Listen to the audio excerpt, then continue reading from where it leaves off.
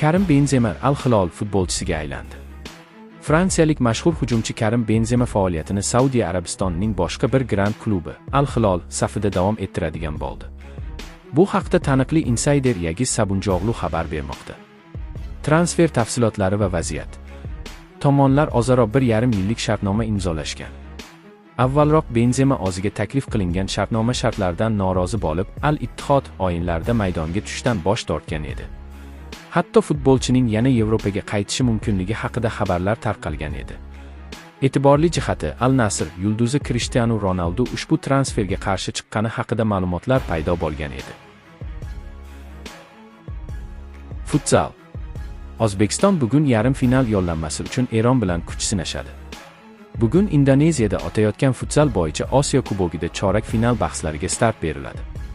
Nodir Eliboyev shogirdlari yarim final chiptasi uchun Eron bilan to'qnash keladi. Uchrashuv Toshkent vaqti bilan soat 11 da start oladi.